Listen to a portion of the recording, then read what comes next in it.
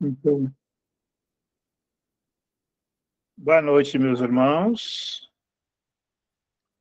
Então, vamos levar o nosso pensamento a Deus e a Jesus e a espiritualidade aqui presente, para nós darmos início ao nosso estudo de hoje, agradecendo, Pai, pelas bênçãos, pela oportunidade que temos de estudar essa doutrina, para num dia nos tornarmos cristão melhor, podemos colocarmos à tua disposição, Senhor. Sabemos, Pai, que tu nunca abandona teus filhos, por isso te pedimos a tua proteção, a tua luz, a tua bênção para iluminar todos aqueles irmãozinhos que estão passando por dificuldade, que sejam abençoados por ti, Senhor. Somos gratos a esse estudo, por isso pedimos a proteção para o nosso irmão Fabiano, para que ele seja iluminado nessa noite de hoje. Obrigado, meu Pai, obrigado, Jesus, obrigado, amigos, e assim queremos dar por aberto o nosso estudo de hoje. Que assim seja. Que assim seja.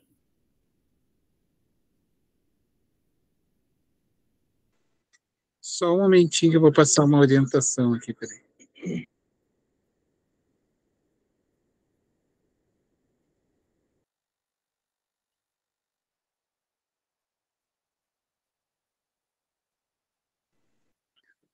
Olá, boa noite a todos vocês. Boa noite. Então, hoje nós vamos para mais um capítulo do nosso livro, né? Deixa eu arrumar aqui. Eu demorei um pouquinho para entrar, porque o controle da minha televisão tinha... Aqui, quando tem criança, aqui em casa a gente tem criança, tu espera tudo. Aí o controle estava atrás da cama tirado. Aí eu fico perguntando a você, né, o que estava fazendo atrás da cama?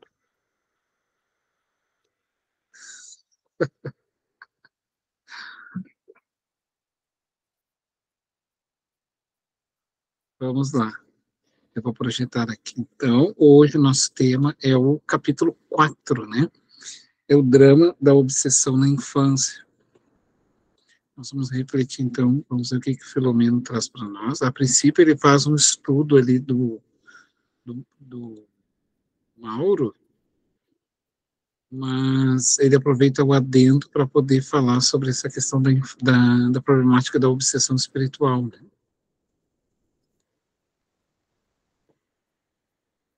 Deixa eu projetar aqui. Ajustar.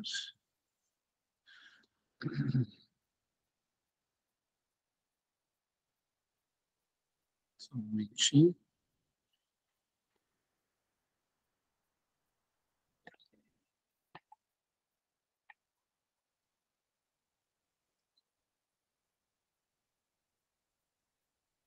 Uhum.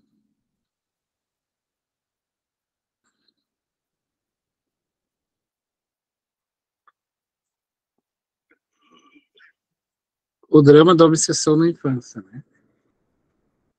Capítulo 4. Vou convidar, então, alguém para iniciarmos para nós. Quem gostaria de iniciar, então, uma leitura de alguns parágrafos para nós irmos conversando, então, de alguns apontamentos? Alguém Pode ser eu? Pode ser sim. Certo. Deixa eu ler ali. Logo que foi possível, acorremos à casa paroquial, onde residia Mauro, a fim de acompanharmos o seu despertar no corpo físico.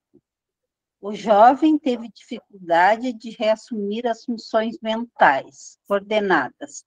Terrível torpor assomara-lhe a consciência, dificultando-lhe o raciocínio lúcido. Dores musculares mortificavam-no, espalhadas por todo o corpo, enquanto expressiva debilidade orgânica se lhe apresentava dominadora. Exalava fluidos deletérios através da expiração, ao tempo em que se encontrava envolvido nos chakras coronário,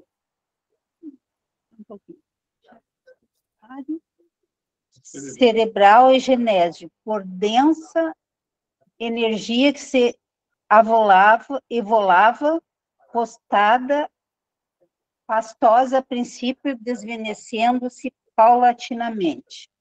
Quase cambaleante, buscou a ducha com água fria e banhou-se, tentando recuperar-se, o que de certo modo conseguiu parcialmente. Logo após, sentando-se na cama, começou a refletir e coordenar as ideias que lhe traziam à memória as terríveis lembranças das cenas bestiais da noite, que passou a considerar como registro do inconsciente sobre algo terrível que não conseguia compreender plenamente. O pesadelo assustou-o, quase o levando a um choque nervoso, por identificar a perigosa trilha que percorria, conduzindo-o a delírios exorbitantes, qual o vivenciado fazia pouco. Tá bom. Até aí, Tá bom? o que a gente... Tá bom. Olha só, dona Luzia, a senhora observou ele quando ele fala exalava fluidos deletérios através da expiração, né? Quando ele Sim, botava para fora, ele aspirava, ele exalava os fluidos etéreos. isso, que vinham direto do perispírito, né? Envolvidos nos chakras, que daí é centros de força, né? Da coroa, Sim. aqui de cima, o coronário, Sim, o cerebral, o que envolve, e o genésico, que é lá da parte sexual, que são os dois centros de forças afetados, né, por essa questão no caso em tela. Essa energia, então, ela era uma energia pastosa, ou seja, grosseira, mas, né, sim, e que saía dele sempre, assim, constantemente. Vocês notaram também que ele volta do sono, cansado da noite que ele teve lá nas sombras. Isso? sim, E ele está indo para o trabalho, né? Porque ele tem uma função, ele é um professor, ele é um religioso, ele é um padre, trabalha na educação infantil, especificamente. Exato? sim. Tu vê a carga de energia que ele vai levar justo para onde é o problema dele, a infância, a obsessão pela sexo com criança, por essas coisas. Uhum. Isso aí. Daí nós temos a continuação ali do texto, né? Tá. Então, pode seguir, então, para nós mais um pouco. Depois eu peço para outro ler, mas segue mais um pouquinho para nós, então. Com muita dificuldade, começou a orar. A prece era formulada em gritos interiores de desespero, entre objurgatórias e pedidos de socorro aos céus. Então, era aquele tipo de oração, era aquele tipo de oração assim, meu Deus, me ajuda, meu Deus, né, aquele desespero. E devia, abjura-te, né, de me ajude, não, eu nego, eu quero negar, é aquela coisa do abjurar-se, né. E, ao mesmo tempo, pedindo aquele socorro. Porque o que acontece com ele? Ele está identificando que não está bem. Né? Porque o que acontece? Né? Qual é a postura do padre? É a proteção, é o protetor, é o representante dos céus. Então, toda essa carga está caindo sobre a cabeça dele. Ele tem, socialmente, ele tem a função de um pai, de um educador, de um responsável pela moral das crianças, no caso. Exatamente. De passar exemplos morais. E, ao contrário, ele não tem como passar isso, porque ele não tem, né? Sim, ele tá com sérios problemas, né? Ele tem problemas já. E quais são esses problemas que a gente vai ver no longo do percurso? Aí eu vou pedir para a senhora ler mais um pouquinho, daí eu passo para outra pessoa. Certo. Pode ir. Certo. Interrogava-se aturdido. Que me estaria acontecendo? Os devaneios e atos reprocháveis, reprocháveis, estão me conduzindo à loucura. Estarei sendo vítima de uma trama demoníaca? Quando irei parar no resvaladouro do crime hediondo que vivo praticando? Ante a reflexão, recordou-se do ser perverso que o julgava, arrastando-o para o baú de misérias morais, e sentiu-se mais indisposto. A figura estranha e cruel tornou-se-lhe a memória, aparvalhando-lhe como se lhe comandasse a mente em desalinho com um poder sobre-humano, ao qual não se podia furtar. O medo assenhorou-se-lhe dos sentimentos e as lágrimas banharam-lhe o rosto desfigurado e pálido. Só então pôde orar com mais serenidade, beneficiando-se do refrigério da prece. Então, Jamais qualquer... não, tá Aqui? bom, tem. Então tá. Então, aqui ele começou a fazer algumas recordações, né, do momento em que viveu lá na cidade estranha, que é o capítulo anterior, onde ele estava.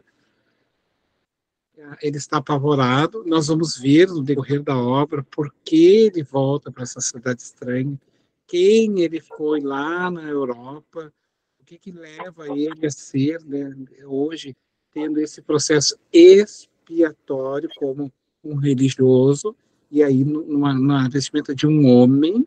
Nós vamos saber por que ele, então, vem homem e padre nesse novo momento da vida dele. Aqui, quem gostaria de seguir para nós lendo? Outra pessoa? Quiser, eu posso ler. Pode ler. Terminou aqui na prece, né? Foi, né? Foi. Jamais. Pode ir, vai. Jamais qualquer pedido fica sem resposta ante os soberanos códigos da vida. O ambiente psíquico do quarto, possivelmente em razão das emanações habituais do residente vinculado aos desejos mórbidos, era deplorável. Entidades ociosas e viciadas ali permaneciam, umas em atitude de vigilância, enquanto outras se apresentavam como parasitas que se nutriam dos vibriões mentais e das formas pensamento exteriorizadas pelo paciente infeliz. Algo aturdido em processo de recuperação. Só um adendo. Como é que uma pessoa pode se alimentar de formas de pensamentos, né? O André Luiz vai relatar no livro Domínios da Mediunidade que o pensamento, ele é matéria, tá? Apesar de ele estar no mundo psíquico, ele é matéria. Então, ele tem vida, cheiro, cor, movimento. Aquilo que a gente pensa se transfigura e fica como telas. E existem seres que se alimentam daquilo. E se alimentar não é comer, tá, gente? Especificamente. Mas se alimentar os teus anseios vendo. Por exemplo, mas como é que pode isso? Pode. Tem gente que se alimenta olhando televisão, por exemplo. Tem gente que se alimenta olhando brigas no jornalismo. Tem gente que gosta daqueles jornalistas sensacionalistas, se alimenta. Tem pessoas que ficam sentadas se alimentando, vendo, por exemplo, Big Brother Brasil, e ficam ali. Eu conheço uma pessoa das minhas relações aqui de família, que um dia, se deixar, ela senta na frente da televisão vendo as pessoas dormir no Big Brother. Você vai se brincar, tu não tem o que fazer. Fica olhando, então é assim, a gente pergunta o que é o comer, né? O que é se alimentar? Se alimentar é disso, a pessoa vai se alimentando daquelas coisas ali, e está se alimentando. Né? O doutor Kim, é um japonês, Kyoto, alguma coisa disso, tem sobre a questão da água, que a molécula da água se transforma de acordo com as formas, pensamentos e desejos nossos, os nossos alimentos, aquilo que nós vemos interfere na nossa vida. E aí a gente está se alimentando daquilo. O André Luiz fala nesse livro, Domínios da Mediunidade, que nós nos alimentamos uns dos outros. Aí ele cita, estou fazendo esse adendo, porque é importante a gente pegar essas chaves, tá?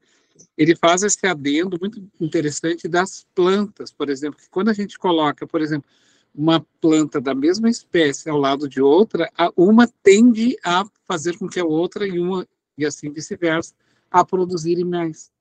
Por isso se planta tudo junto, né? Pés de laranjeiras, tudo junto, porque daí um tende a alimentar o outro. E nós também estamos constantemente lá. Ele diz assim que nós nos alimentamos constantemente uns dos outros. Vocês estão se alimentando agora de mim falando, e eu me alimento de vocês. Nós estamos aqui criando uma egrégora de alimento espiritual, entende? Então, esses espíritos também se alimentam dos nossos pensamentos que a gente fica inalando, assim, o tempo inteiro. Vale a pena dar uma olhadinha bem na introdução, não é na introdução, mas a primeira parte do livro Domínios da Mediunidade, onde é o primeiro encontro ali que o André Luiz fala com o Albert e Aulo, se não me engano, nessa parte do pensamento, sabe? Mas podemos seguir, então. Se não quiserem comentar alguma coisa, sempre entendendo, tá? Não é um monólogo, não é palestra. Quando alguém quiser falar, não precisa levantar a mãozinha, só chega e fala que a gente para, a gente vai trocando ideias, a proposta é essa, tá? Ô, Fabiano, essa aflição, essa fobia que a gente vê por determinados cantor famoso, né? Parece que o mundo vai vir abaixo. É mais ou menos a mesma coisa, né? O medo, os espíritos dizem que o que mais alimenta os espíritos trevosos é o medo, o pensamento de medo, né? Esse paralisar assim, das pessoas. Então, por isso a gente tem que sempre se encher de esperança, né? E coragem, encorajar para poder mudar. A prece é uma das formas que muda a forma de pensamento, ajuda a mudar as formas de pensamento. Compreende? Realmente tu estavas falando e eu estava pensando, digo, somente preces mesmo para mudar esses pensamentos, né, essas formas e essa alimentação, assim, de tudo isso que ocorre. É bem isso. Alguém mais vai comentar? Mas essa condição da prece, né, querido, é de extrema importância. Lá no capítulo 2 desse livro, ele fala que quando a gente tiver a condição real de perceber os nossos valores, as nossas condições de harmonia, de virtude, de tranquilidade, os recursos que a gente possui, essa prece será muito mais intensa e vai nos poder auxiliar nessa condição de não estarmos exalando a todo momento esses pensamentos negativos, essas situações de angústia, de aflição, de dificuldade, quando nos conhecermos mais e perceber esse recurso fundamental que a gente tem de sintonia com o mundo maior, né, Fabiano? Perfeito. Perfeito, exatamente mesmo. É porque quando a gente conhece, a gente pelo menos sabe conduzir um pouquinho melhor, né? Perfeito, sim. Alguém mais gostaria de falar alguma questão? Senão a gente segue o texto. Pode seguir então para nós. Aí se alguém quiser falar, fica à vontade.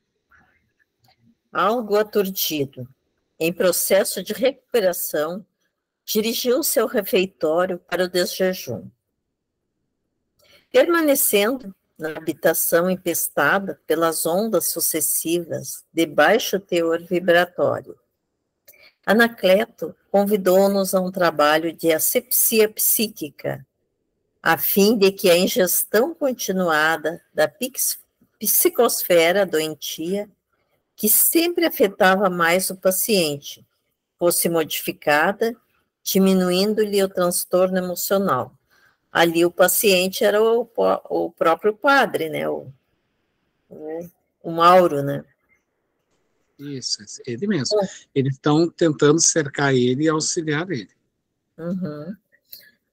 Concentrando-se silenciosamente, o mentor exorou o auxílio divino, no que eu acompanhei, incontinente, transformando-se, a pouco e pouco, em um dínamo emissor de ondas vigorosas e luminosas que se exteriorizavam, diluindo as construções fluídicas perniciosas e afastando as entidades viciosas que ali se homiziavam.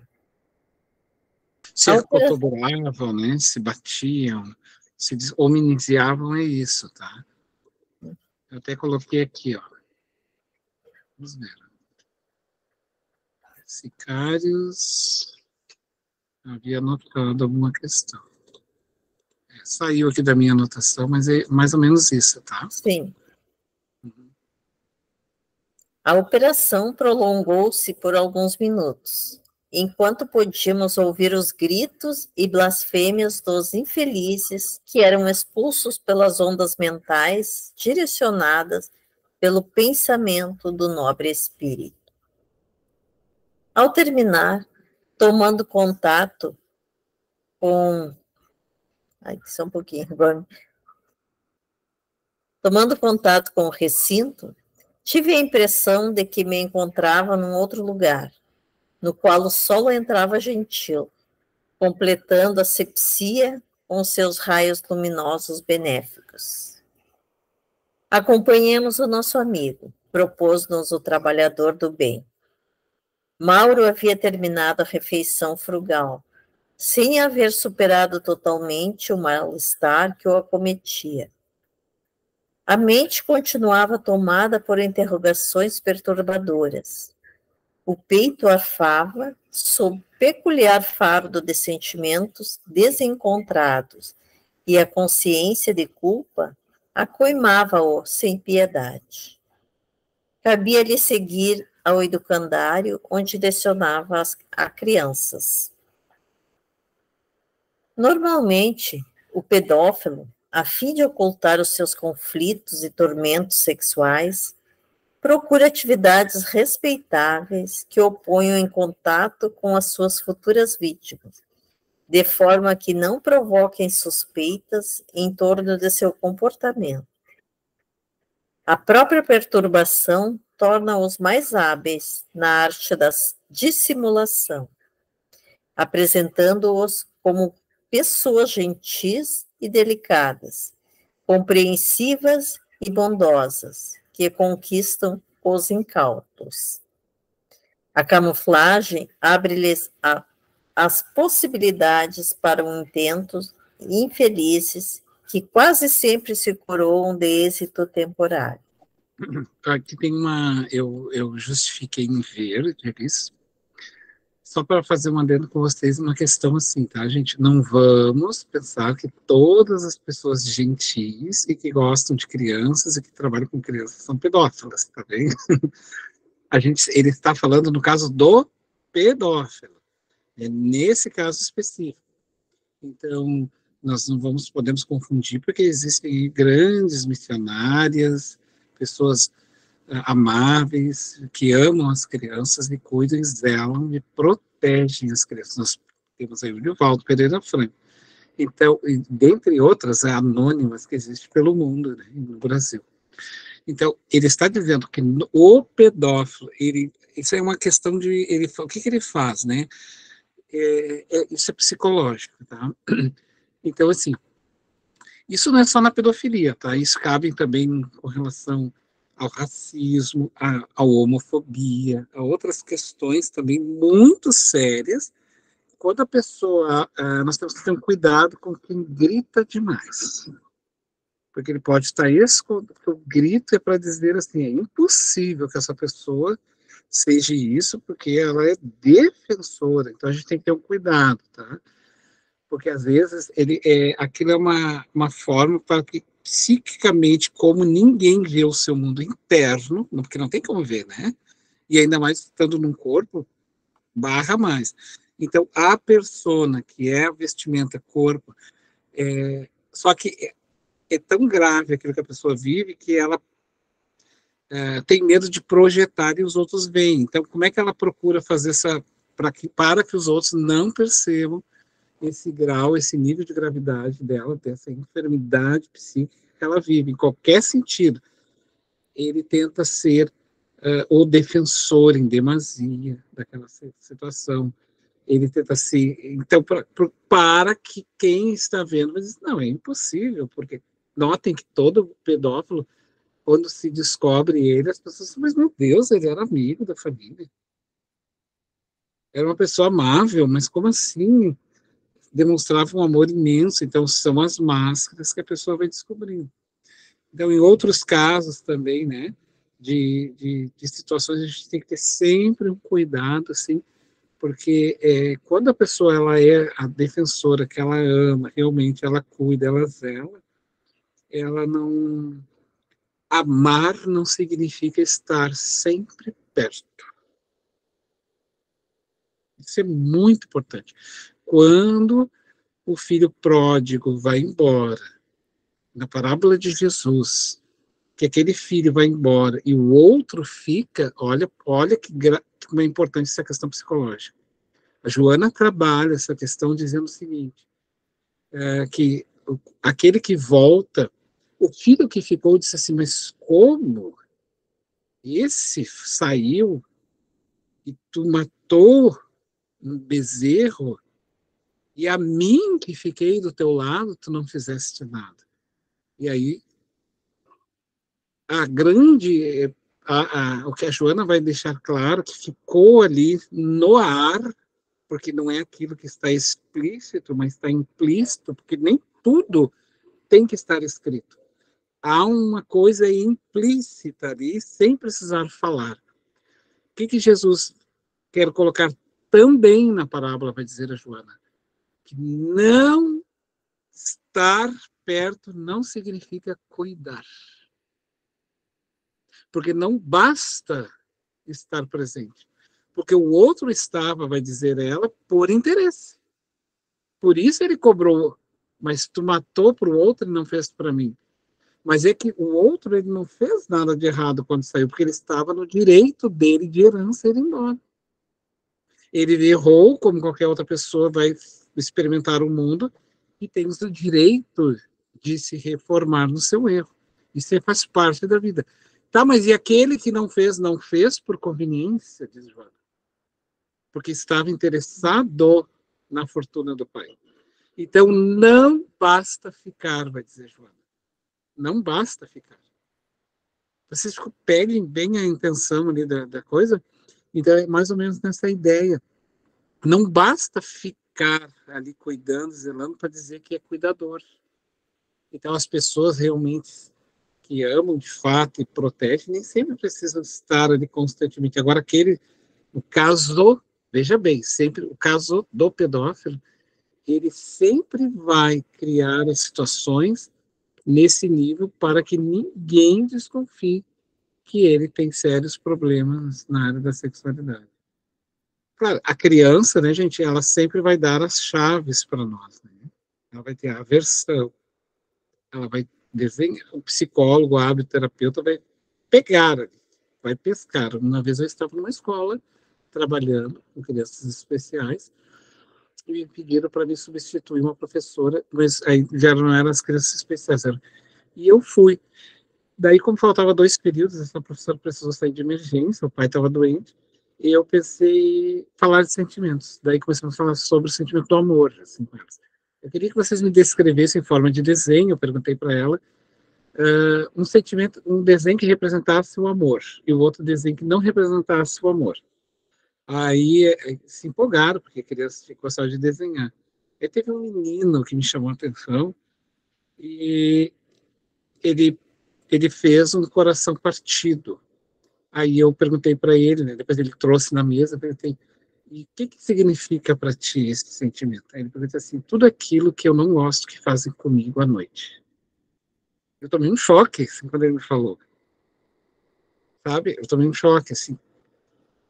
Eu não gosto que fazem comigo à noite. Aí ele pegou e largou o papelzinho, voltou para a classe, e eu fiquei, assim, travado, sabe o que é travado? Então, eu, depois, claro, chamei a professora, conversei com ela, como a turma era dela, e tem todo um processo, ela tinha que acompanhar ele.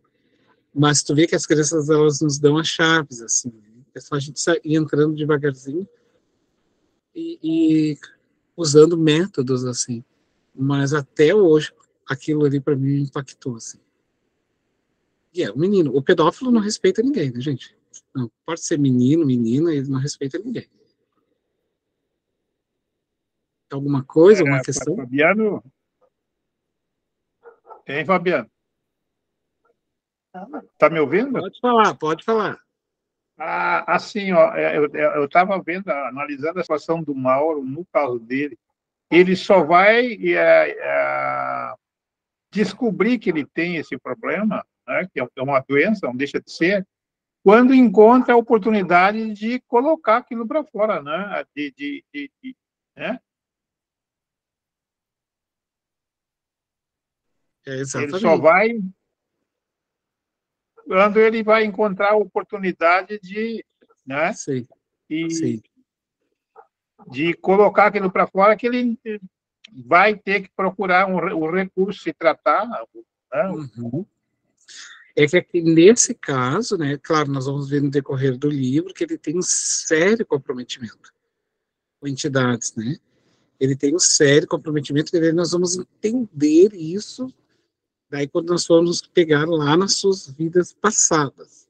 Nós vamos entender esse processo, por que que ele não consegue fugir dessa situação horrível, mas ele está tentando, de alguma forma, aqui. Nada justifica a postura dele, nada justifica. Nós estamos tentando analisar um caso de uma pessoa de uma doença mental grave na questão do distúrbio da sua própria sexualidade. Mas podemos seguir? Alguém mais quer pontuar alguma questão? Podemos seguir? Onde é que nós paramos? Aí mesmo.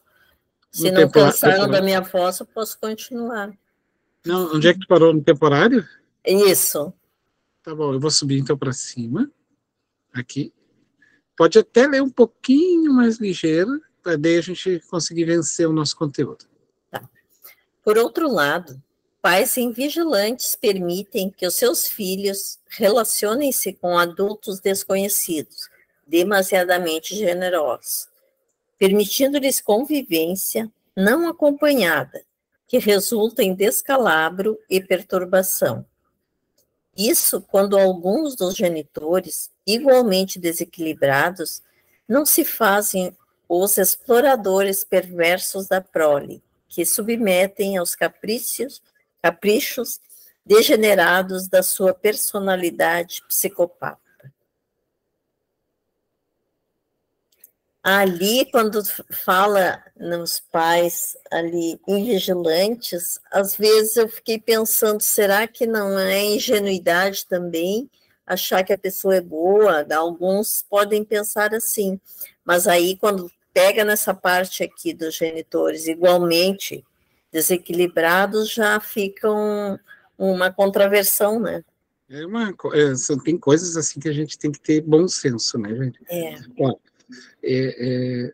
Outro dia também estive na casa de uma pessoa conhecida minha, que nem mora aqui no estado, mora em outro lugar, e aí a gente conversando, tudo normal, daqui a pouco me chega a criança com o pai da amiguinha.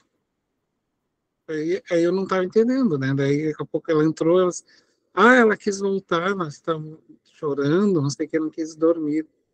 Aí perguntaram para ela, né? O que houve, não sei o que, não queria falar, não queria falar, não queria falar. Então são coisas assim que às vezes assim, eu não entendo, assim, sabe?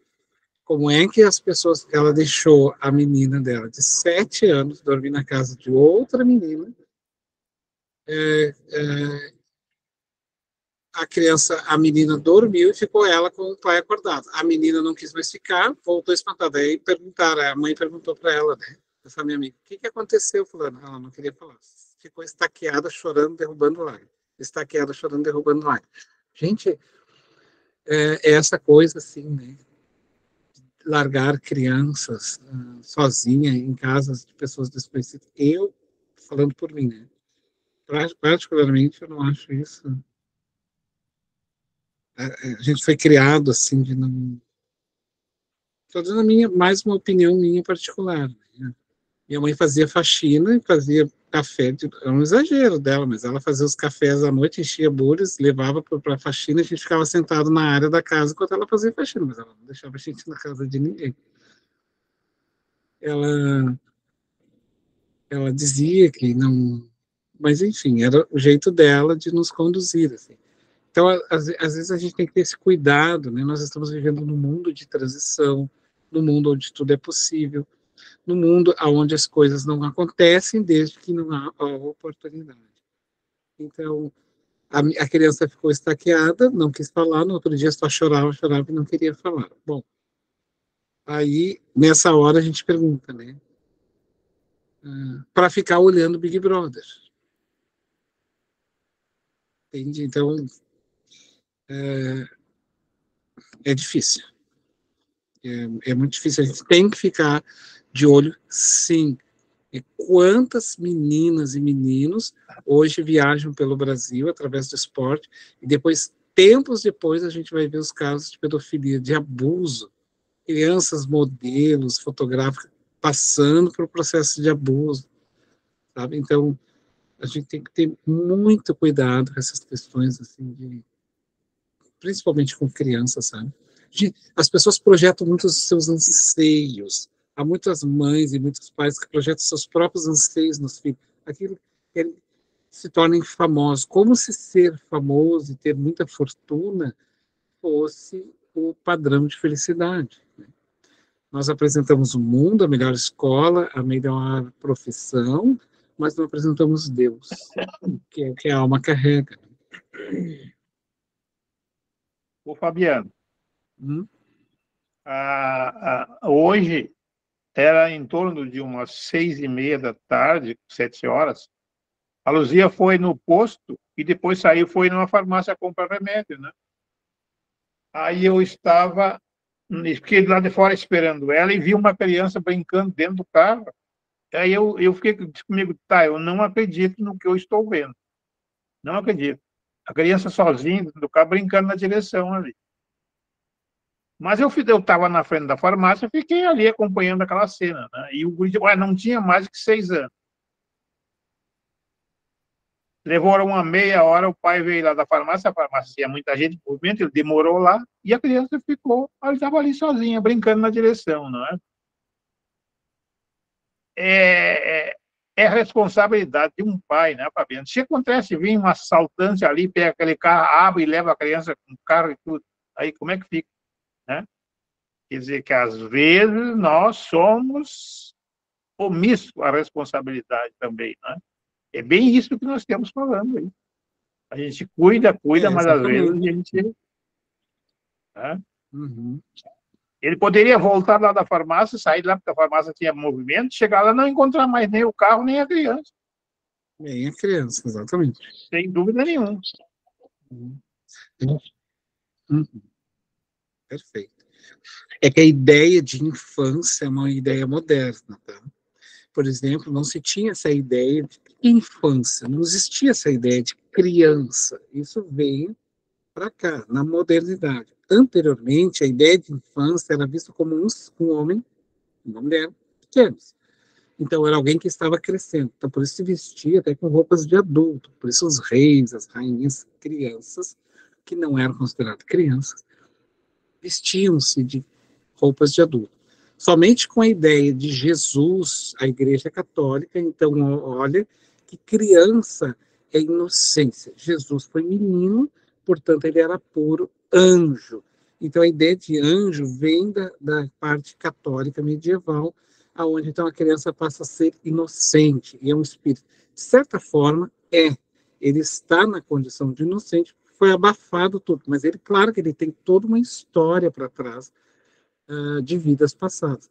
Então, quando se passa o tempo, com o advento do desenvolvimento da literatura, da indústria, né, da revolução industrial, passa a se ter conhecimento, então livros, e temos pensadores, daí vem grandes pensadores na época, como o Winnicott, vem o Pestalozzi, vem o Jean Piaget, um dos que vai trabalhar muito isso, e o Freud. Então, o Freud não trabalha em infância, mas ele vai olhar na infância essa questão da pulsão da sexualidade. Ele vai dizer que, então, a gente vai começar a ter uma ideia de fases da infância. Então, a gente vai começar a perceber que criança é criança, sim, o espírito, ele está criança ali naquele momento. Apesar dele ter toda a sua carga passada espiritual, mas naquele momento ele é vulnerável, como uma criança, ele é inocente, ele é um anjo. Literalmente, ali ele está anjo. Por quê? Porque ele está abafado das suas tendências. Só é liberado através de pulsões que ele vai liberando e vai mostrando pouco e pouco quem ele é. Mas as mães, os pais, ou seja, quem esteja ali com a criança, tem que estar atento a observar esses lances que a criança vai apresentando, que é o que o Espiritismo vai nos ensinar. Né? Então, essa ideia de criança, ela é de agora. Então, por que eu estou falando isso? Porque ainda nós estamos com a ideia de que criança é adulto. As pessoas falam com as crianças como se estivesse falando com adulto, gente. Ele não me ouve. Dizem assim, né? Mas só um pouquinho. Como assim te ouvir? Ele não sabe. Eu vejo na própria família. Não, eu estou falando, parece que não entende. Como se tivesse que ter entendido com 3 anos, às vezes, de idade, 2 anos de idade. Como entender? Né? Então, não há essa respeitabilidade. E as crianças são alvos dos processos políticos, que a gente vê, e também são alvos de interesses mercadológicos. A gente vai ver, por exemplo, as propagandas induzindo as crianças ao consumo e induzindo aos pais que o sentido de felicidade é ter coisas. Então, ter aquilo, objeto disso, objeto daquilo. Aí a gente nada ensina que há um desenvolvimento. Por isso a gente olha para as crianças e acha que elas entendem tudo o que nós estamos falando. Até podem entender, obviamente, porque raciocina, mas não da forma como nós percebemos. Existem nuances que só o mundo vai lidar. Por exemplo, existem linguagens que não é falada, que só o mundo pode proporcionar. Por isso ela é alvo do pedófilo.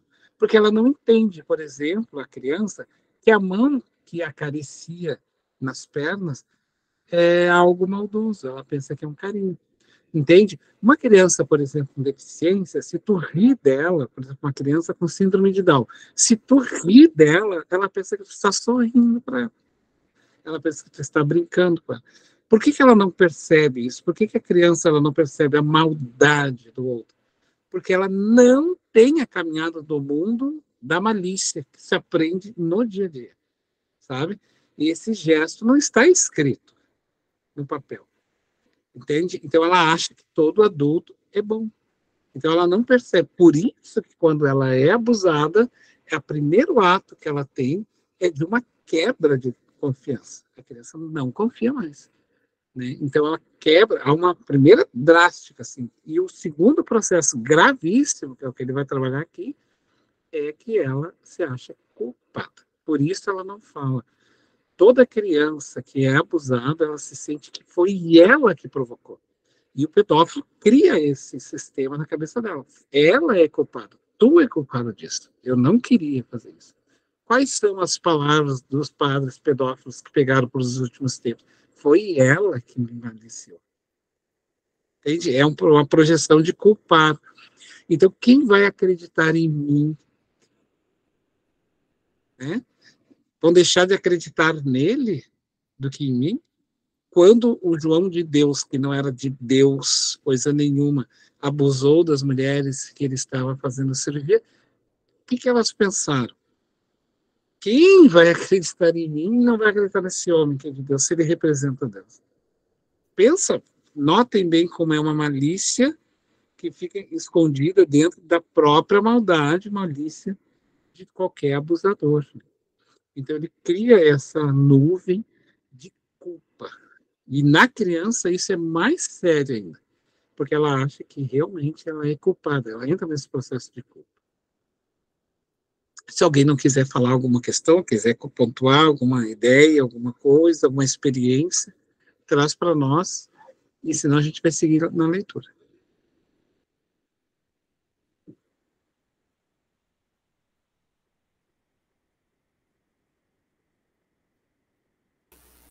Fabiano, mas o pedófilo, ele projeta através de palavras para a criança essa culpa. Sim, ele ameaça, ele vai dizer que vai matar a família dela inteira, ele faz ameaças, e uma das ameaças é essa, de quem é que vai acreditar em ti, né? Ele cria toda uma teia, assim, de sentimentos de desproteção dessa criança, né? E aí, e tanto é que ele faz isso, que isso é bem assim, na maioria das vezes, quando a criança acusa alguém, muita gente não acredita. Então, a gente tem que ter esse cuidado. E ela tem chaves daí, né? Ela não vai falar, mas ela tem algumas chaves. Por exemplo, ela não quer mais ir com aquela pessoa, ela tem um certo reproche de toque, quando tocam nela, ela não gosta. Claro, a gente tem que ter sempre um cuidado, né? Porque tem crianças, por exemplo, que são crianças especiais, que não gostam de abraço. Isso é da síndrome daquela criança. Nem toda criança é abusada por não gostar de abraço, mas são chaves que a gente vai pegando, né? Os desenhos, assim, de agressividade, desenhos com relações sexuais, né? Desenhos de violência, desenho de um homem com uma faca. A gente tem que ir percebendo, o terapeuta atento, né? A pessoa atenta, ele vai percebendo, porque ela vai deixando essas pegadas e a gente vai conseguindo construir, assim, essa... Entende? Ô, Fabiano, agora, hoje eu estava vendo a propaganda da uma novela que está passando, daí me chamou, porque eu estava lendo o livro Pedofilia, e eu vi a respeito também, mas pela internet já está essas questões, né? Pá, horrível, as cenas horríveis. Eu baixei para ver as cenas, é horrível. O acuamento da jovem, assim, o sofrimento daquela criança, que é uma criança, né? Uma jovem. É uma criança, exato. E o primeiro ato é o acuar mesmo de impor um medo, entende? E ele sabe que o medo dela, ele conhece assim, o medo. E essa é a primeira coisa, que é o que o próprio Mauro sofre com o próprio obsessor. Né? Ele é vítima, ao mesmo tempo que ele é algoz nessa situação, ele é vítima dele mesmo, né? Mas é isso, assim, a gente vai saber só ao longo do nosso livro, porque que ele também se torna uma vítima dessa destruição dele próprio, assim. Mas a gente pode seguir mais um pouco, assim, e aí a gente se nutrir um pouquinho mais dessas informações agora. Eu não me contive e li umas páginas já para trás. Ah, sei. Mas tem uma parte ali que o Mauro parece que ele julga o próprio pai da criança que levou ele a essa parte ali. Eu não sei se eu entendi bem quando eu li, mas eu acredito que foi mais ou menos isso. Então ele ficou revoltado com o pai da criança, que parece que auxiliou ele nessa parte. Nós não chegamos lá ainda. Então vamos ler para nós ver, então, essa partezinha. Tá. Há muito ainda para se aprender, debater e vigiar em torno dos relacionamentos de adultos malvados com crianças inocentes e desprevenidas. Chegando à escola, alguns colegas notaram a palidez quase mortal do professor e comentaram-na, havendo recebido explicação de distúrbio gástrico que justificava o estado de indisposição assinalado. A alegridade infantil, a movimentação dos alunos na direção das salas de aula. A Produziram- alegridade é aquela euforia que as crianças têm de gritar, de correr, sabe? Sim. A direção das salas de aulas produziram peculiar sensação no sacerdote, que se sentiu estimulado, mudando de atitude mental e de disposição orgânica. Parecia alimentar-se da vibração musical e da presença da infância. Era um dia fascinante de luz e tudo respirava alegria. A natureza em festa e a algazarra das crianças renovavam as forças debilitadas do jovem sacerdote. Subitamente, porém, se lhe tisnou o júbilo ante a chegada de um menino de 8 anos aproximadamente, que se lhe acercou, sorridente e inundado de encantamento. A mente de Mauro recuou à própria infância e foi assaltada pela presença grosseira do genitor, que o acariciava e abusava da sua inocência há algum tempo. Sem poder fugir às cenas interiores que o afligiam, desencadeadas pelo pequeno que lhe tocou a mão, beijando-a carinhosamente, ele se reviu no flagício que lhe fora imposto pelo pai desnaturado, começando a transpirar e a sentir disritmia cardíaca. Isso quer dizer que ele também foi abusado quando era criança. Mas nem todo Exatamente. que é abusado se torna um pedófilo, né? Sim, sim. É que no caso dele, por isso nós vamos ver no decorrer do livro, porque ele se torna daí, né, esse pedófilo. Essa tua colocação é sempre importante, a gente nunca pode generalizar, tá? Em nenhuma hipótese. No caso dele, ele carrega a pedofilia agravada pelo abuso do pai. Agravada. Mas tu falou muito bem, né? Nem todo abusado se torna um pedófilo. Eu conheço pessoas que foram abusadas e hoje trabalham com crianças e são defensoras, transformaram assim, radicalmente a sua atividade em troca de amor, protegendo tudo aquilo que elas não tiveram. Sim. Porque elas não tinham problemas nessa área. Foram vítimas daquela situação, mas aquilo acabou se tornando de forma positiva para elas, no sentido, não que justifique o erro, não é isso, mas elas transformaram, né? Mas muito boa essa colocação, porque a gente tem que ter esse cuidado, né? Não é 1 mais 1 é 2, né? Sim. Eu até imaginava, assim, que aquele que foi jamais faria isso, porque pelo que ele passou, né? Mas nessa situação agora a gente vê que pode acontecer também. Então, sem nada perceber, o jovenzinho dizia-lhe palavras de ternura e de alegria por havê-lo reencontrado, o que mais o afligia, pois que os clichês mentais perversos eram liberados ante esses estímulos, levando-o quase a um transtorno emocional. Tentando manter-se equilibrado, soltou a sua mão do pequeno e sorriu canhestramente, pedindo-lhe que o procurasse em outro momento, durante o intervalo para a merenda. A criança disparou na direção de outro grupo infantil, enquanto ele buscou abrigo sob generosa copa de árvore para recobrar a serenidade. No entanto, a imagem do pai continuou assaltando-o, e um estranho sentimento de ódio dominou-o por completo.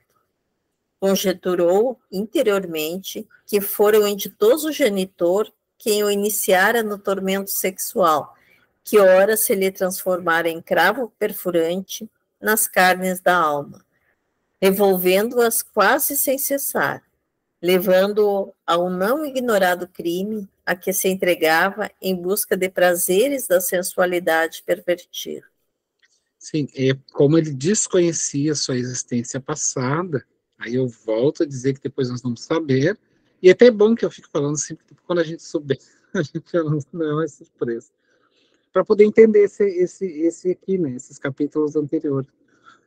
No caso dele, era um tormento que ele acusava o pai, só que o pai foi só um gatilho, porque ele, por um processo, acabou kármico acontecendo essas coisas todas para ele, mas isso aqui não tem só a ver com seu pai aqui, tá?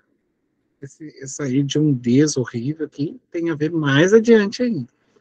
Mas foi um gatilho. Vocês notem que o menino, ele representou ele mesmo quando acariciava o pai, sei lá, e o pai fazia abuso, né, com ele próprio. Assim. Agora vocês imaginem, né, gente? Uma pessoa estranha já é terrível. Imagina uma pessoa da confiança. Né? Deve ser algo assim. Por isso o ódio dele, né? Imagina, alguém que eu confio, né? Meu genitor, o pai ali, né? Alguém que faça uma leitura, assim, um pouquinho, que nem a da Nadira, assim, mais rápida, mas que também não seja tão veloz, mas para a gente ir mediando o tempo que eu estou fazendo aqui com vocês, controlando o nosso tempo, né? Alguém mais queria ler?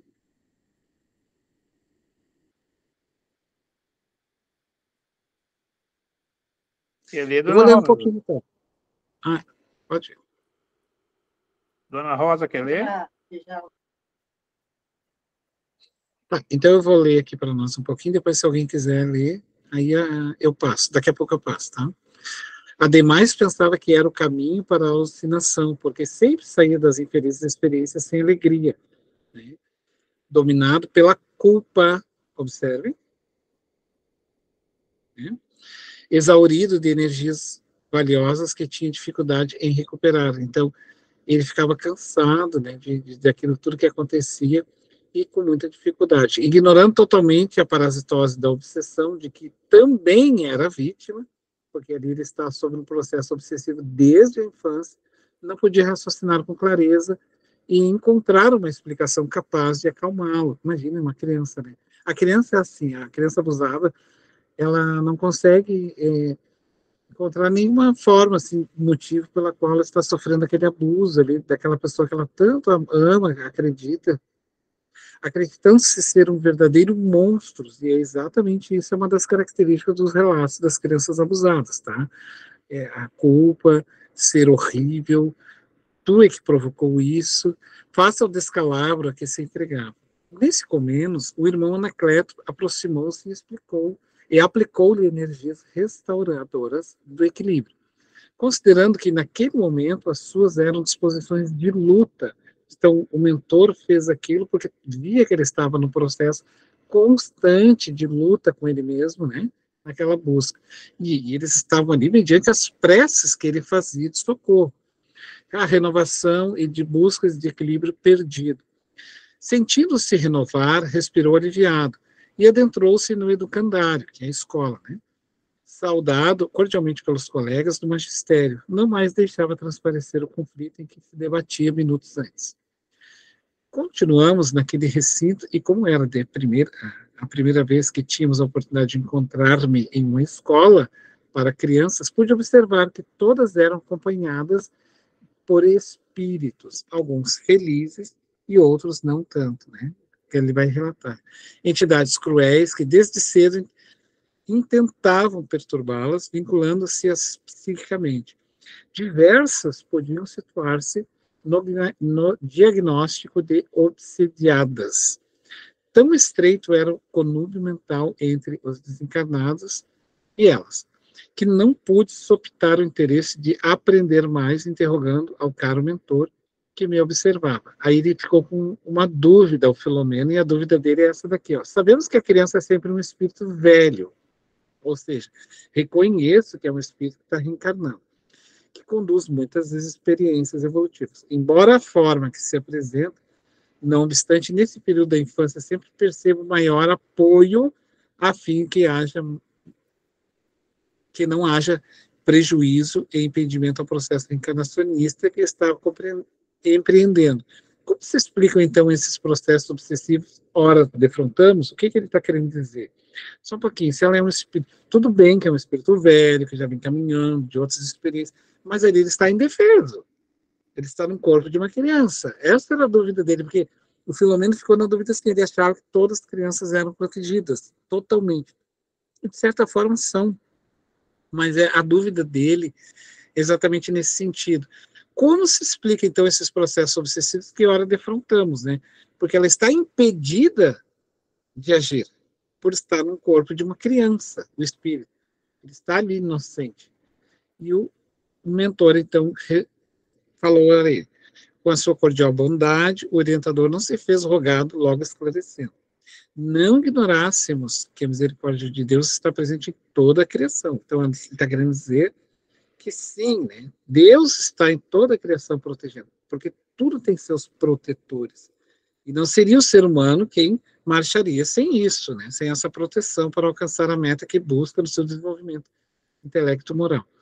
Todavia, ele vai dizer, né? Ou seja, sabemos também que muitos processos de obsessão têm seu início fora do corpo físico, quando os calcetas, daí ali embaixo da explicação, a argola de ferro fixada, aquelas pessoas que estão amarradas, né? Obsessão, e rebeldes, os criminosos, os viciados, encontram suas vítimas no além-túmulo, que se lhes imantam num tentame infeliz e de resultados graves em diversas formas de obsessão.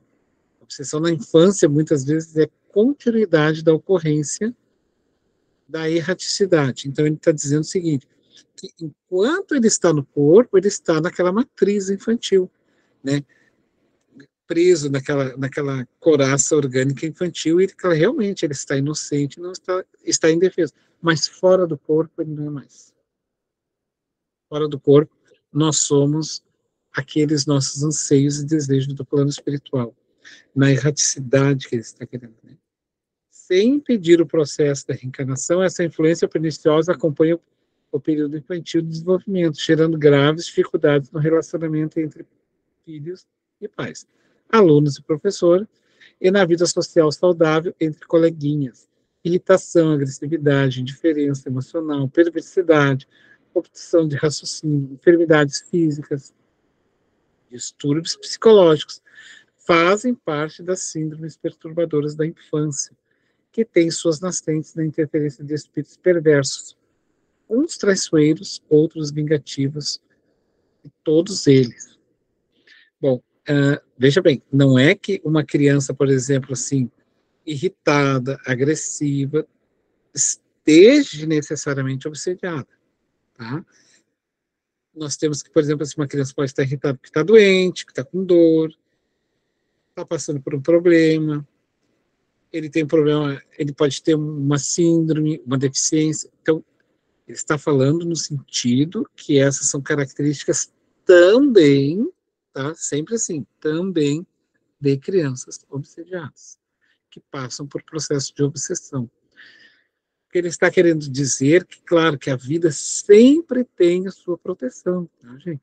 Só que nós, quando saímos do corpo, leiam no Livro dos Espíritos, Emancipação da Alma.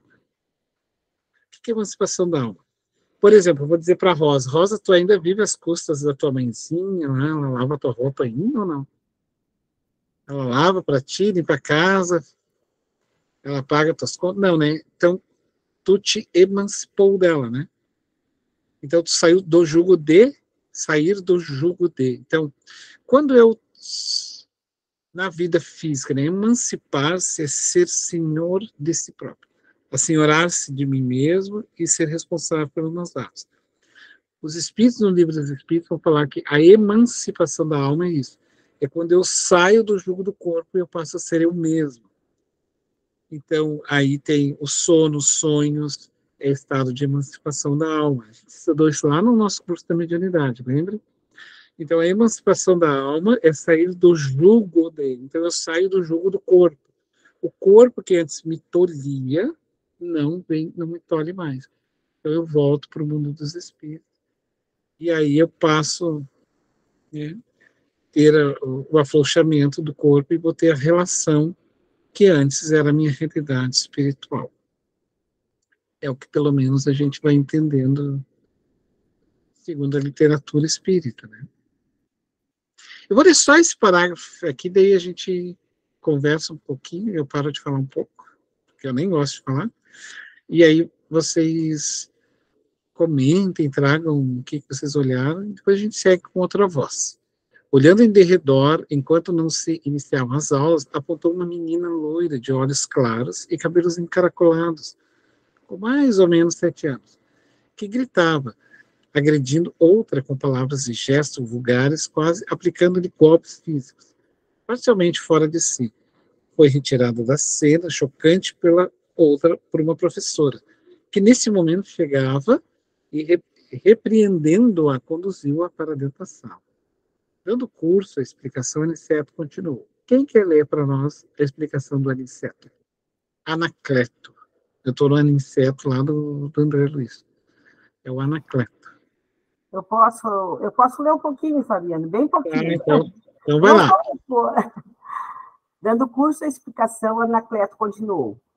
Aí está um exemplo. A pequenina, como podemos observar, é uma obsessa. No lar é tida como recalcitrante e teimosa, não obstante aos castigos físicos que lhe aplicam os pais desinformados e confusos por não entenderem que ocorre com a filha, que esperam com imenso carinho e os decepciona.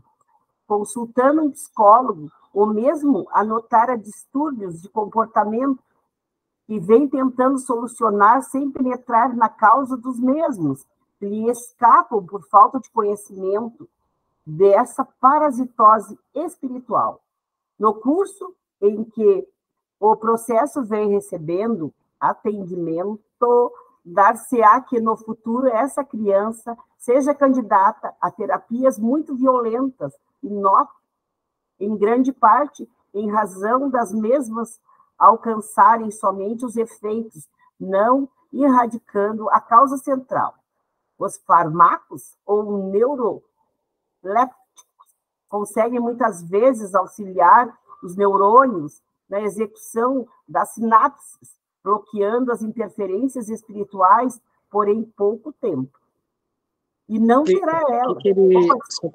Só para nós não perdermos aqui uma informação. Então, quando uma criança, se não... Aí a gente vê, né, a importância que tem a doutrina espírita para nós, né? O processo da evangelização, a oração, dialogar com a criança nessa questão da valorização do colega, não valorizar o seu erro, mas fazer refletir, a prece, a oração para auxiliar, levar na instituição espírita, quando a gente consegue, pode, quando é na nossa relação, porque a gente não pode pegar crianças de outras que têm os seus mãe e pai responsáveis, é difícil, né? Então, mas vamos supor que a gente pudesse fazer isso, a gente está evitando que essas crianças no futuro, não se entendendo, que elas serão adultas depois, elas serão verdadeiras candidatas a processos psicológicos, assim, graves até, que daí vão ter que precisar de quê? De remédio, que é fármacos, né? E o neurolépticos, às vezes, assim, as questões da medicação para conduzir o sistema nervoso ali. Isso, o Filomeno está dizendo que isso consegue neutralizar a ação do espírito, porque daí o espírito tenta fazer o acesso, mas o remédio está ali bloqueando, entende?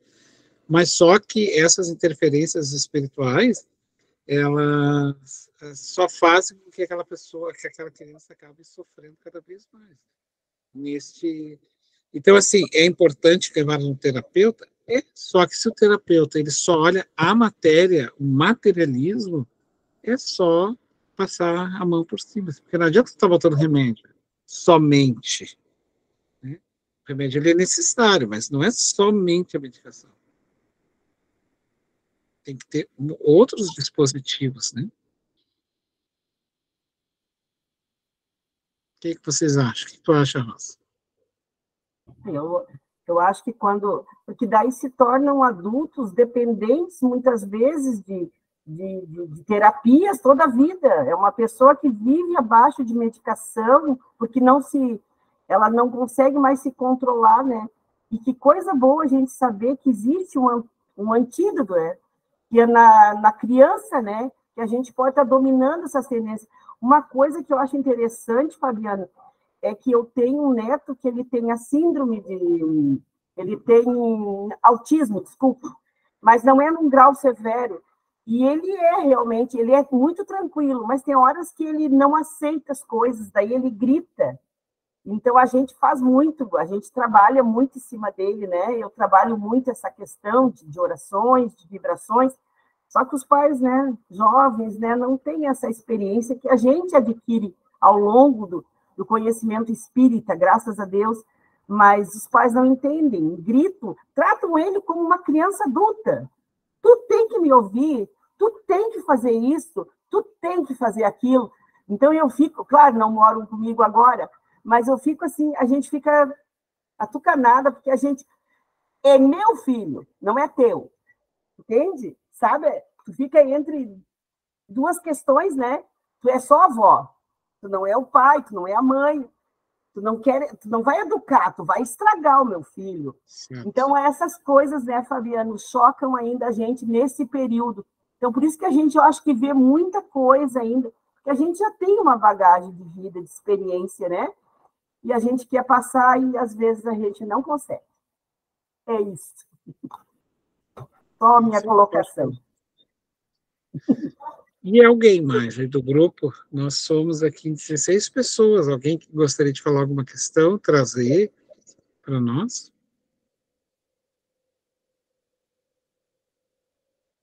Tu sabe, Fabiano, que a gente, como avô, aí eu fico fazendo aquela reflexão, a nossa responsabilidade com essa sementinha, né? Que está se plantando para o futuro, não é? De tudo. A nossa responsabilidade que temos. Um erro muito sério que a gente comete, né, com as crianças é assim, não, ele tem o direito de escolher. Eu não vou obrigar minha criança a seguir nenhuma religião, porque ele escolhe a fé que ele quiser. Bom, ele escolhe, por acaso, se ele quer estudar ou não, se ele quer ir embora, quer ir para a rua, quer ficar na rua, não. A gente deixa. Se a criança diz assim, mãe, eu vou usar droga agora, a gente deixa, porque é uma opção dela. Por que as coisas de Deus ele tem que escolher? Por que para as coisas materiais ele não tem direito de escolha? Porque qualquer pai e mãe de sã consciência sabe que a importância da criança estar na escola, porque quando chega nas questões de Deus, né, que é a essência do espírito, trabalhar, a gente acha que isso ele pode escolher. Não, não pode, não. Enquanto for criança, nós somos responsáveis. Então, nós devemos, sim, levar, fazer, acompanhar e pronto. Assim como a gente escolhe as melhores vestes, que é extremamente saudável, assim como a gente escolhe a melhor educação, que é extremamente saudável, que está dentro do pacote da evolução do espírito, assim como nós escolhemos tudo que é de bom, porque ninguém dá um vinagre para o seu filho no lugar de água. Ninguém lhe dá uma cobra no lugar de um pão. Né? Então, para as coisas de Deus, nós também temos que ter esse mesmo entendimento. Enquanto estiver sobre a minha responsabilidade, será assim. E isso é porque a criança, o espírito, que ele já nasce tolhido exatamente para que a gente o conduza. O responsável tem que conduzir. Né? E criança não escolhe, não. Não nesse aspecto, né? Não nesse aspecto, assim, de coisas sérias. Tem que ser feito e pronto. Vocês entendem? Porque senão a rebeldia geralmente vem disso. E é uma rebeldia, de rebelião para com a falta de ordem. Né? Então ela sente que aquilo não tem uma ordem, ela se torna rebelde. Então a criança ela precisa sim ser conduzida. Não tem como. Assim, não podemos deixar as coisas ocorrer num sentido de a revelia, né? Mas enfim, assim, alguém mais quer colocar alguma questão? Podemos seguir a leitura para nós entendendo, então, aqui o olhar do Anacleto. Aquela condição ali dos pais desinformados e confusos, né? Nos leva àquela outra situação que ele fala ali, daqueles pais completamente invigilantes, né? Que não percebem a importância que está sob a sua guarda ali aquela criancinha ali, aquele ser, né? E buscam, não acreditam, melhor dizendo, naquilo que a criança está dizendo, nas expressões dela, não buscam perceber o que está se passando ao entorno dela ali e conversar, analisar, refletir, mostrar o caminho correto para que ela possa ter a condição de, quando tiver o equilíbrio necessário, a maturidade, caminhar com as próprias pernas, né? Então, é a responsabilidade que eu tenho como pai, e isso remete a nós que, como tu falou ali, de levar a criança lá na casa espírita, ou fazer aquela condição do evangelho no lar, mostrar ali. Nós que não estamos nessa situação, por exemplo, não sou pai, não sou mãe, mas eu tenho a responsabilidade de também ter a condição de poder mostrar para aquela criatura lá que está com problema dentro do lar, que ela pode seguir um outro caminho que não seja o de bater, o de agredir, né, com pensamentos, com palavras, ou até mesmo com atitudes inferiores, né? É perfeito. Muito boa colocação. Na escola se faz acordos, né? Então, nós vamos fazer a tarefa. Ao terminar a tarefa, se vocês fizerem a tarefa, nós vamos ir para o pátio e vamos ficar. Então, é acordos. E esses acordos, uma vez acordado com a criança, tem que ser cumprido. Então, isso funciona. A gente faz acordos com a criança, né? Então, ó, nós vamos fazer tal coisa. E isso não tem nada de prêmio, gente. Isso é um acordo, faz parte da criança, assim. E a gente faz aquelas... e a gente tem que cumprir com aquilo que a gente promete, né, com a criança. Então, domingo nós vamos fazer tal coisa juntos. Então, agora é o momento de tu fazer isso, é o momento sabe? Então, esses momentos assim, são importantes. A criança ela vai se conduzindo e vai entendendo, porque esses acordos depois se transformam em responsabilidades. E ela vai ter no mundo, né, porque ela vai fazer acordos no mundo. Então, hoje eu estou fazendo um acordo, vou trabalhar nessa empresa e volta a pegar às 8 e soltar às 6 da tarde. É um acordo que ela aprendeu lá atrás. Entende? Então, são coisas que depois vão ganhando, vão se transmutando, assim, em novas ações de responsabilidade. Mas podemos... tu quer ler para nós, Joel? Mais um pouco, assim? Podemos dar uma acelerada, porque nosso tempo também está um pouquinho ali mais rasgando. Eu não sei onde é que paramos. Nós paramos ali no... E não terá ela, voltei a interrogar. E não terá ela, voltei a interrogar, a proteção do seu anjo de guarda que contribua para impossibilitar a obsessão? É certo que sim, respondeu o gentil. Sucede, porém, que os débitos contraídos são muito graves, e a misericórdia divina já vem amparando-a, sendo a reencarnação o melhor instrumento para a sua reparação.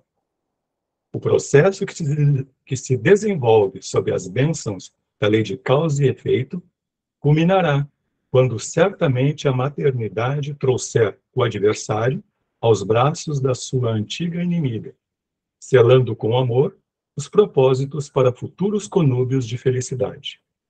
Ninguém caminha a sós, e por isso mesmo, na conjuntura aflitiva em que a menina se debate, o seu espírito protetor muitas vezes impede que seja arrastada pelo seu algoz para as regiões mais infelizes em que se situa, nos períodos do parcial desdobramento pelo sono físico, dificultando-lhe o domínio quase total que teria sobre as suas faculdades mentais e os seus sentimentos de afetividade e de comportamento.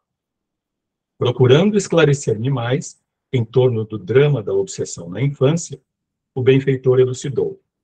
Inúmeros casos de autismo, quando detectados na primeira infância, procedem de graves compromissos negativos com a retaguarda espiritual do ser, que renasce com as marcas correspondentes no perispírito, que se encarrega de imprimir as deficiências que lhe são necessárias para o refazimento.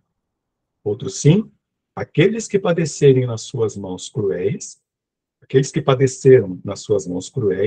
acompanham-no, dificultando-lhe a recuperação, gerando situações críticas e muito dolorosas, ameaçando-o com impropérios e vibrações deletérias, que não sabe decodificar, mas registra nas telas mentais, fugindo da realidade aparente para o seu mundo de sombras.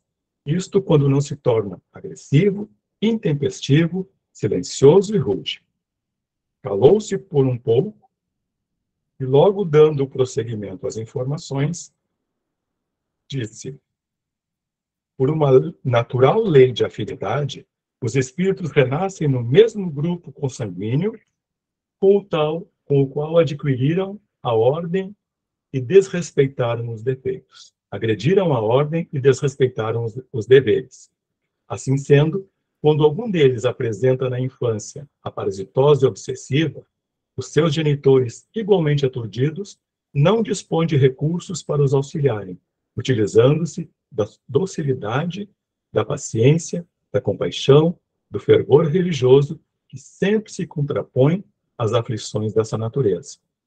Desesperam-se com facilidade, aplicam castigos físicos e morais injustificáveis no paciente infantil, agravando mais a questão pelos resíduos que ficam nos sentimentos prejudicados, especialmente o ressentimento, o ódio, a antipatia, a consciência de injustiça de que foram objeto.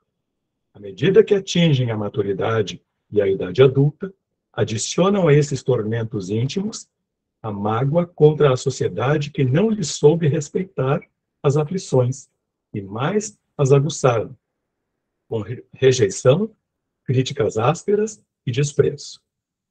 A obsessão na infância é um capítulo muito expressivo para integrar a relação das psicopatogêneses, dos distúrbios de comportamento e distúrbios mentais, necessitando urgente atendimento especializado, desse modo facultando oportunidades para a recuperação do paciente, para a sua saúde, para o ressarcimento de seus débitos através do bem que poderá fazer, ao invés de sofrimentos que experimenta.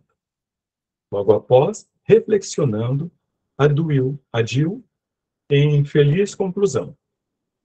Quando luzir na humanidade o conhecimento espírita e as sutilezas da obsessão puderem ser identificadas desde os primeiros sintomas, muitos transtornos infantos juvenis serão evitados, graças às terapias preventivas ou minimizados, mediante os tratamentos cuidadosos que o Espiritismo coloca à disposição dos interessados. No caso em tela, a terapêutica bioenergética, a sua participação nas aulas de orientação evangélica sob a luz do pensamento espírita, a água magnetizada da psicoterapia da bondade, do esclarecimento, da paciência dos genitores, libertá-la-ia da influência perniciosa, auxiliando-a a ter um desenvolvimento normal. Concomitantemente, porque em ambiente propício, os benfeitores da vida maior poderiam também conduzir o seu desafeto ao tratamento espiritual desobsessivo, alterando completamente o quadro em questão. É claro que os débitos por ela contraídos em relação às leis cósmicas não ficariam sem a devida liquidação, mudando somente os processos liberativos, já que o Pai não deseja a morte do pecador, mas sim a do pecado, como bem esclareceu Jesus, o psicoterapeuta por excelência.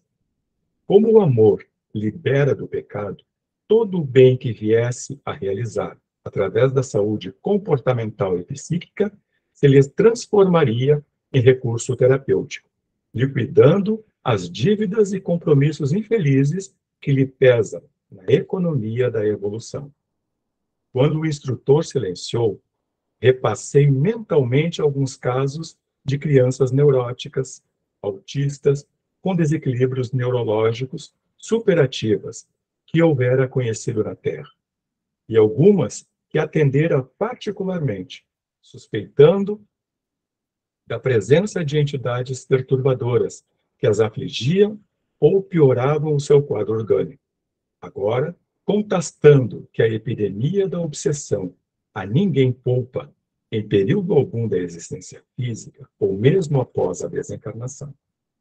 Desde que hajam tomadas receptivas, que são os desacatos às leis divinas, sempre existirão clubes para se lhes fixarem, produzindo a ligação doentia e desgastante da obsessão.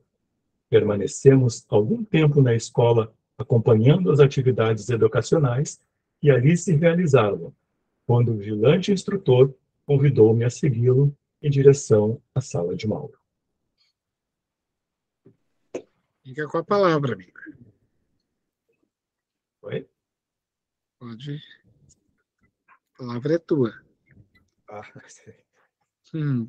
Tu observou, então, que ele tinha uma dúvida, mas será que essas crianças não são protegidas? Daí o Anacleto diz para ele, sim, pelo fato de estarem reencarnadas, estão protegidas, porque elas poderiam estar ainda mergulhadas no mundo espiritual, sendo lá martirizadas pelos seus obsessores. Essas pessoas, né? Então, eles reencarnam como uma forma de um recomeço.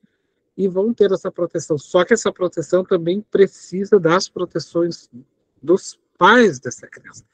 E aí ele vai, claro, fazer uma reflexão que cabe para nós ir construindo, gente. Cuide para não entrar num processo de culpa, né? Ai, mas eu não fiz isso com os meus... Não. Nós estamos nos construindo a partir de hoje, tá? Então, ele vai dizer que quando a gente está um pouquinho mais voltado às questões do Evangelho de Jesus, nós vamos auxiliar para que com essa criança ela tenha êxito nesse resgate obsessivo, porque daí nós vamos poder ajudar até mesmo o obsessor dela. Porque ela tem um passado, assim como nós temos o nosso passado. Então, ele vai dizer que os recursos espíritas, quando o espiritismo for muito bem compreendido e as nossas instituições cuidarem das crianças, nós vamos buscar o quê? Como lenitivos a tudo isso, a água fluidificada, o passe, a evangelização, que não é recriação, mas é a conscientização dela no mundo, das relações, através da literatura, do conto, mostrando essa criança, esse espírito que está criança, que é como lidar com essas diversidades, essas desavenças, que ele tem que perder também. Não é só ganhar, ele vai perder também. E esse perder é um ganho, porque é um aprendizado, né? O recreio não é considerado um brincar recreio, ele é uma parte do processo educativo da criança, é quando ela vai ter a relação com seus pares, com seus colegas, aonde ela vai aprender, no ato de brincar, no recreio, o limite. Eu preciso perder também, porque outros precisam ganhar. Então, quando se forma esse sentimento agregado lá na casa espírita, entendendo que ela não é uma criança que deva ter tudo como ela sempre imaginou, que tinha dos seus pais, ela precisa respeitar a natureza, os animais, ela própria, a relação, né, que ela vai ter, e ela vai buscar esse amparo. Agora, quanto aos seus algozes, essas crianças vão ser adultos, né? Ninguém vai ser a vida inteira. A gente costuma dizer assim, né? Você não vai poder evitar que ela tenha um casamento. Ela não é mais a tua bebê. A gente tem que ter essa consciência de que chega um momento que as pessoas têm que crescerem. Não pode viver os nossos filhos a vida inteira criança. Né? Como muitas vezes a gente vê pessoas já praticamente com a idade avançada, ainda olhando para os seus filhos como se fossem bebês. Então, eles precisam migrar, né, para esse novo processo de responsabilidade. E que as pessoas não são nossas, né? Elas são espíritos que passam por nós. Tem o nome de um livro muito, muito sugestivo, só o nome dele já é sugestivo. Ele é do Hermínio de Miranda, e ele diz: Nossos filhos são espíritos. É o nome do livro. Se vocês quiserem ler, Nossos filhos são espíritos, ou seja, não são nossos. Eles são espíritos. Né, Joel? Eles são espíritos. Essa questão, a possibilidade de criar, como ele diz ali, aquele ambiente propício para que os benfeitores possam também auxiliar com muito mais ênfase, com muito mais intensidade, né, para que eu possa ter a condição de colaborar, né, como falou, na água magnetizada, à luz do Evangelho, aquele pensamento equilibrado para que a criatura possa, aqueles algozes ali que estão tentando causar angústia, dor, desespero, e a perseguição em si, eles possam despertar, perceber que estão fazendo coisa errada e se permitir auxiliar também, né? Exatamente.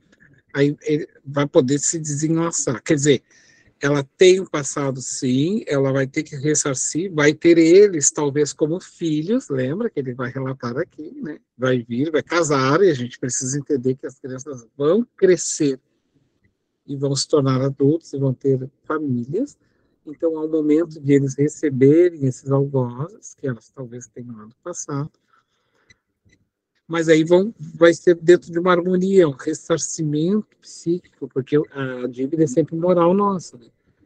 Então, ela vai ter esse ressarcimento naturalmente, como nós estamos tendo com esses filhos que estão vindo por a gente. E é isso que ele está refletindo. As coisas podem ir por um andar mais, digamos assim, mediador, mais saudável. Mas ele está refletindo aqui para nós a importância do conhecimento espírita nas nossas vidas. E que, tudo bem, né? Dado o momento da nossa vida lá atrás, a gente não teve a oportunidade de reconhecer isso, porque não conhecíamos bem depois. Mas não importa o tempo, né? Estou conhecendo hoje, então vou começar a partir de hoje. Não pude fazer isso com os meus filhos, mas eu posso tentar auxiliar agora neles para com os netos, ou tentar, né, dentro do possível de cada um. E uma das coisas que é a chave maior, tá, gente? O exemplo. Né? Nós temos que ser coerente naquilo que falamos. Nós temos que viver aquilo que falamos. Quando Pedro instiga Jesus, mas como que nós te seguimos e não conseguimos tirar o demônio deles? Somente tu, Senhor, o fazes. E nós não conseguimos, porque nós falamos em teu nome e não conseguimos. E aí Jesus olha para Pedro e diz, é que para esta casta de espírito, somente jejum e oração. Então, nós precisamos entender não a letra, como os espíritos dizem, porque a letra em si, ela mata o sentido, né? Porque daí eu vou fazer segundo a letra, né? Jejum. O que é jejum? Jejum é parar de comer. Mas isso matou o sentido. Então, é o espírito da letra. O que é o jejum? Parar de me alimentar. Mas não é de coisa, alimento. É dos meus vícios. Eu preciso parar de me alimentar dos meus vícios para ganhar o quê? Autoridade moral. Então, ninguém vai me cobrar algo psiquicamente daquilo que eu não faço. Portanto, eu sou uma autoridade. Oração, porque eu não consigo sozinho, eu preciso estar conectado com Deus. Então, para alguns espíritos, traduzindo espiritamente, nós poderíamos dizer que Jesus quis dizer o quê? Para esta casta de espírito, somente moralidade, jejum dos meus vícios, eu não cometo, eu faço uma luta constante para não cometer, e oração. Porque só convenço os espíritos obsessores pelo meu exemplo. Fora isso, eles vão olhar para nós e vão nos chamar de hipócritas. E aí somos. Como alguém pode dizer não de algo que faz? Sabe aquele ditado, né? Faz o que eu falo, mas não faz o que eu faço. Isso não funciona, né, gente? Então a gente precisa... Ninguém é santo, não é nesse sentido. Por isso Jesus fala, o jejum, deixar de se alimentar. Então a luta constante pelo meu autobrilhamento me qualifica. Porque se um espírito como Bezerra de Menezes, que foi questionado, e outros, eu tive um orientador numa mesa mediúnica que o espírito chamou ele seu hipócrita. Há pouco tempo tu não pensava isso? E ele disse, realmente, tu tem razão. Mas agora eu já sou outro. Eu não quero mais isso. O homem velho que mora em mim está morrendo. Pode me acusar, meu irmão, mas isso não me agasta, ele disse. O mais importante é que eu conheci Jesus e eu quero ser outro.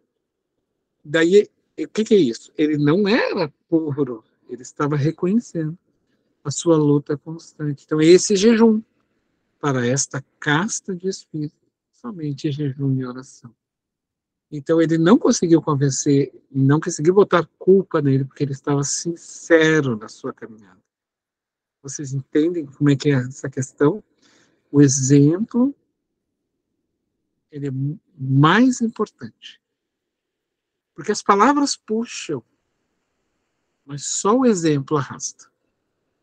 Porque o exemplo é arrastante, assim. Ele vai buscar longe, né? Alguém gostaria de colocar mais alguma questão, já que chegamos no nosso final, né, Homero?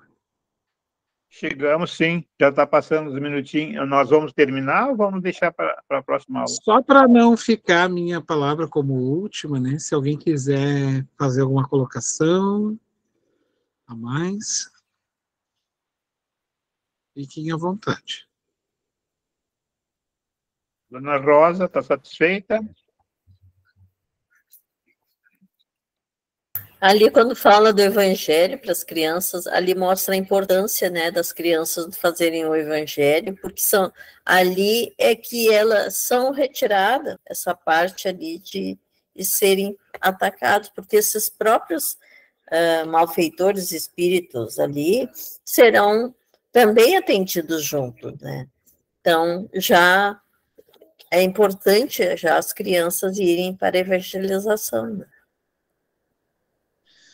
Evangelização, né, da casa, é isso aí, né? É conduzir a criança a conhecer Jesus de maneira didática, pedagógica, né, nas relações do mundo. Tem livros, tá, gente, infantis, livros espíritos infantil, evangelho segundo o espírito infantil, é muito bom.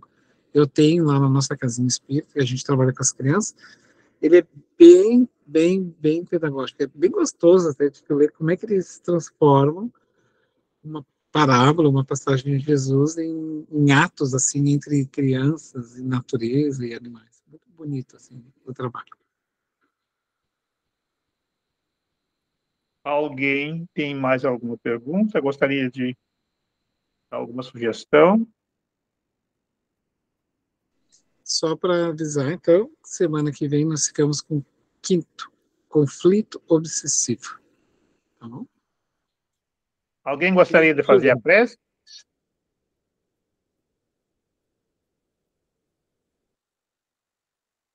Então, vou fazer. Vamos elevar o nosso pensamento a Deus e a Jesus, agradecer por este momento de reflexão, de estudo dessa doutrina tão maravilhosa, desse livro, né, que só nos faz crescer como irmão, como espírito. Te agradecemos, Pai, por este momento de luz, de bênção.